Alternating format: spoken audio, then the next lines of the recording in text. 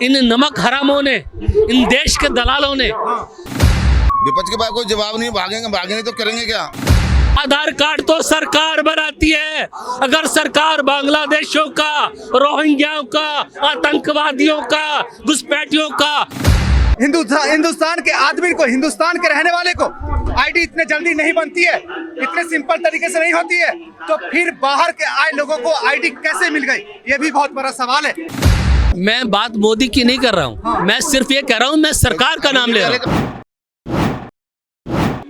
नमस्कार दोस्तों, मैं हूं राजेश और अभी आप देख रहे हैं यूपीएम। जैसे कि आपको भी पता है कि एसआईआर मुद्दा लगातार घिसते जा रही है और अब जो है ना संसद तक पहुंच चुकी है और डायरेक्ट स्थगित की जा रही है संसद को और बोला जा रहा है कि एसआईआर को स्टॉप करो। अब हम इसी को लेकर के जनता के बीच में आए पूछने के लिए, जानने के लिए कि एक्चुअल में जो एसआईआर का जो इतना बड़ा मुद्दा बनाया जा रहा है सच में उतना बड़ा है या नहीं। आइए, नमस्कार सर। नमस्कार। क्या नाम हुआ सर आपका? मेरा नाम संजय चौहान है। सर, जैसे कि आपको भी पता है कि एसआईआर लगातार चल रहा है और इसको जो है ना अभी कुछ दिन, 2 दिन से लगातार जो है बहुत बड़ा मुद्दा बना करके पेश किया जा रहा है। क्या सच में एसआईआर इतना बड़ा मुद्दा है? नहीं, एसआईआर होता रहना चाहिए, क्योंकि अगर एसआईआर होगा तो भारत के 140 करोड़ लोगों को इस बात की जानकारी मिलेगी कि देश के चुनाव आयोग ने कितने बांग्लादेशी पकड़ लिए, कितने रोहिंग्या पकड़ लिए, जिनको गृह मंत्रालय ने, अमित शाह ने देश के अंदर घुसा लिया था। जी जी बिल्कुल। तो अब गृह मंत्रालय चुनाव आयोग से पूछे और चुनाव आयोग गृह मंत्रालय से पूछे। चुनाव आयोग को गृह मंत्रालय से पूछना चाहिए कि बांग्लादेशी रोहिंग्या या रोहिंग्या बांग्लादेशी या घुसपैठिए देश के अंदर घुसे कैसे। अमित शाह से पूछे, चुनाव आयोग उसको पत्र लिखे और अमित शाह चुनाव आयोग से पूछे कि तूने कैसे एसआईआर करके इनके नंबर जारी कर दिए। अब बताइए, बिहार के अंदर एसआईआर हुआ, चुनाव हुआ, बीजेपी जीती, गठबंधन जीता। चुनाव आयोग ने, गृह मंत्रालय ने अपनी नैतिक जिम्मेदारी निभाते हुए इन नमक हरामों ने, इन देश के दलालों ने एक भी आंकड़ा जारी नहीं किया कि बिहार के अंदर एसआईआर करने के बाद कितने बांग्लादेशी, कितने रोहिंग्या और कितने अवैध घुसपैठिए इन लोगों ने पकड़े। ये नमक हराम, ये देश को गुलाम बनाने वाले, राजनीतिक गुलाम बनाने वाले, ये गृह मंत्रालय, ये नरेंद्र मोदी जी, अमित शाह, ज्ञानेश कुमार, ये तीनों देश के गद्दार हैं। अगर एसआईआर कर रहे हो तो एक राज्य में कितने तुम्हें अवैध बांग्लादेशी मिलते हैं, कितने अवैध रोहिंग्या मिलते हैं, कितने अवैध घुसपैठिया मिलते हैं, उनके आंकड़े, सरकारी आंकड़े जारी करो, वेबसाइट पे डालो, न्यूज पोर्टल पे डालो, एबीपी न्यूज को दो, एएनआई को दो, तो सारे आंकड़े मीडिया के अंदर जारी करने चाहिए ना भारत सरकार को। बिल्कुल बिल्कुल। कि भाई एसआईआर करने के बाद आखिर आपको मिला क्या? कितने घुसपैठिए ऐसे मिल गए जो देश के अंदर आतंकवाद फैलाने की कोशिश कर रहे थे, या देश का विखंडन करने की कोशिश कर रहे थे, या देश के अंदर एक राज्य से दूसरे राज्य में जाकर अपने वोट के अधिकार को शिफ्ट कर रहे थे। ठीक है, एक मिनट सर, आपकी सवाल थोड़ा सा इनसे हम जानते हैं। जैसे कि इन्होंने बोला कि नरेंद्र मोदी जी, अमित शाह जी घुसपैठियों को देश में लाया है, क्या इनके बात सब सहमत हैं सर? चौहान साहब ने जो कुछ बोला बहुत निंदनीय है। एक प्राइम मिनिस्टर को गाली देना, गद्दार कहना, एक रक्षा मंत्री को गाली देना ऑन कैमरा, ये बहुत निंदनीय है। उनकी गलतियों को आप सामने रख सकते हैं,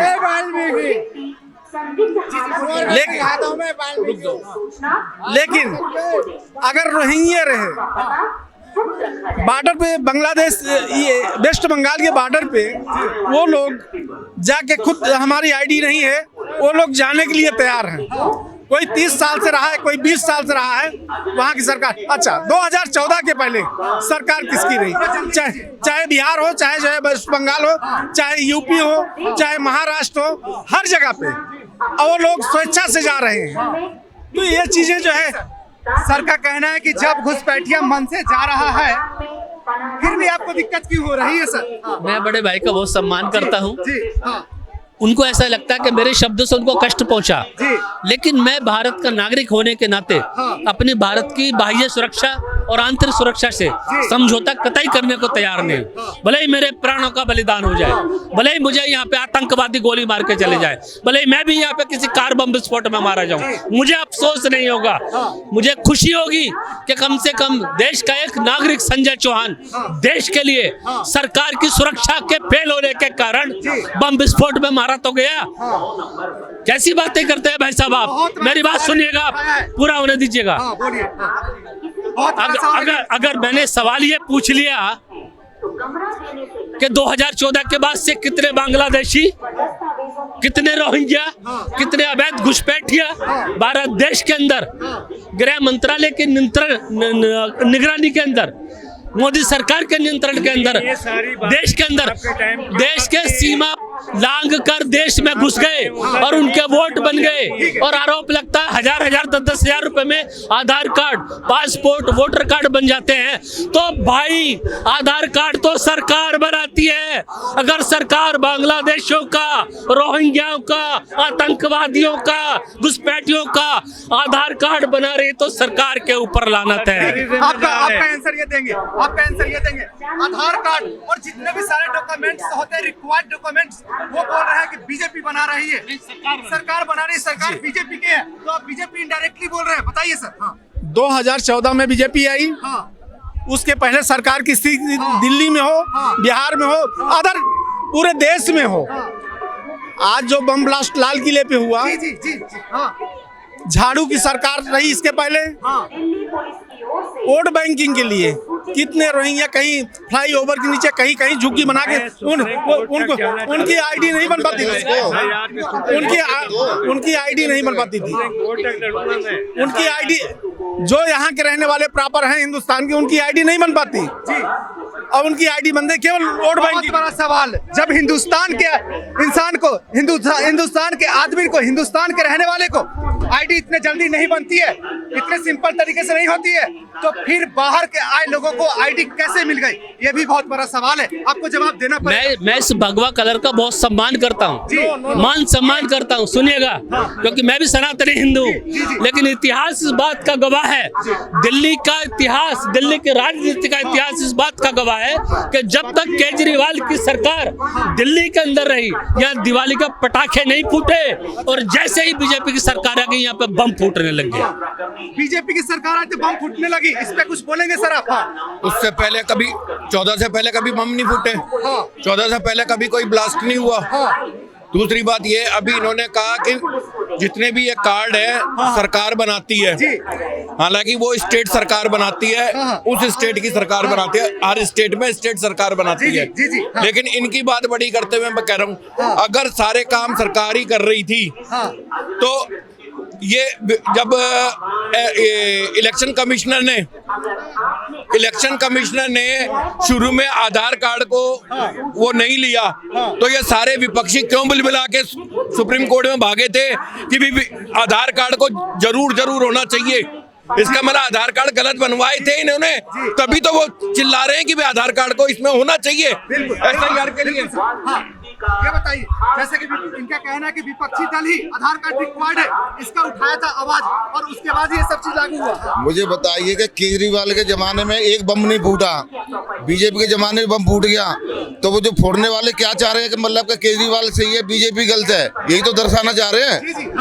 तो मतलब जो विपक्षियों की राजनीति है कि बीजेपी सरकार को अस्तर करो कि भाई बम फोड़ दो ताकि बदनाम मोदी हो, रेखा गुप्ता हो, और केजरीवाल सही है, मतलब उसी गुण गाते रहे। तो ये चमचे लोग गुण गाते तो रहते हैं कि भाई ये केजरीवाल सही है, ममता सही है।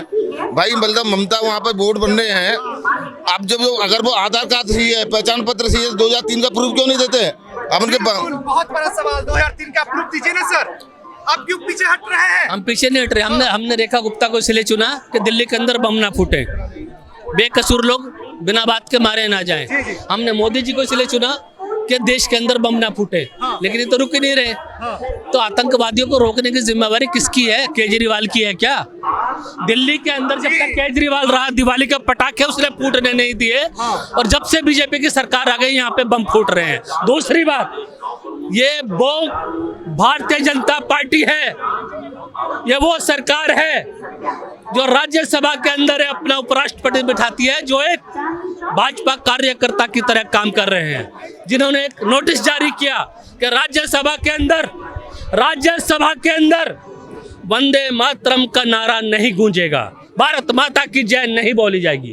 तो मैं पूछना चाहता हूं भारत के प्रधानमंत्री नरेंद्र मोदी जी से, और मैं पूछना चाहता हूं भारत की राष्ट्रपति महामहिम राष्ट्रपति द्रौपदी मुर्मू जी से, उपराष्ट्रपति महोदय से, लोकसभा अध्यक्ष से और देश के 140 करोड़ लोगों से कि जिस देश के लोग लोकसभा के अंदर अपना जन प्रतिनिधि चुनकर बिठाते हैं, उनके लिए कानून बनाए जाएंगे, उनके संविधान के मुताबिक उनके अधिकारों की रक्षा की जाएगी, और राज्यसभा के अंदर अपना प्रतिनिधित्व भेजते हैं।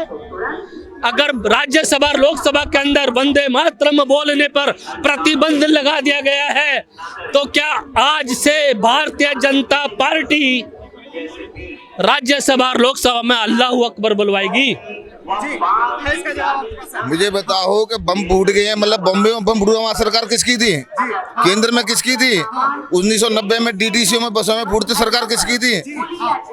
मतलब शीला दीदी सरकार यहाँ पे थी तब नहीं फूटते थे क्या? मतलब मनमोहन सरकार फूट नहीं थे? भाई मोदी के क्यों फूट गया? भाई मोदी का दर्द है इनको, बाकी ये नहीं बोलते कि कितने बम फूटते आ रहे सन 47 से, गिन के बताओ कितने फूटे हैं? बहुत फूटा है भाई, अब कम है। बॉम्बे में जब बम फूटा मोदी था वहाँ पे।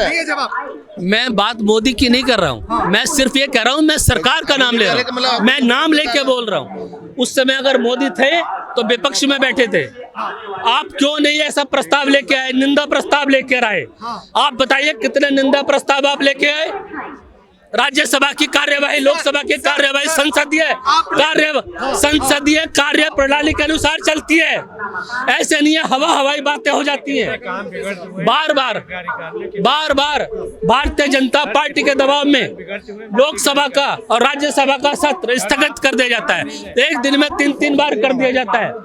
लोकसभा की चलती हुई सदन की कार्य प्रणाली का सदन स्थगित करने का अधिकार सिर्फ लोकसभा अध्यक्ष को होता है, विपक्ष को नहीं होता है। विपक्ष को बदनाम करने के लिए आप ऐसी रणनीति, जहां तक बम फूटने की बात है, सरकार किसी की भी रही है। ऐसा है, इन्होंने कहा कि सरकार जो लोकसभा में या राज्यसभा में ये सेशन को मतलब बर्खास्त कर दिया जाता है अगले दिन के लिए, वो सरकार का काम है, विपक्ष का नहीं है।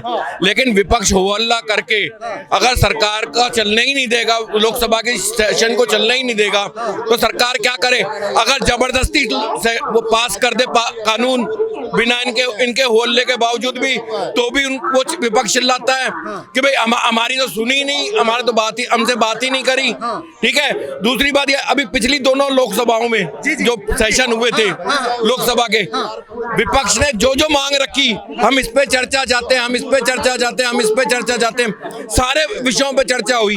विपक्ष ने जिस टाइम जब चर्चा चल रही थी तो पूरे विपक्ष ने सुनी, सारी अपनी मन की सारी जो कहनी थी सब कह दी।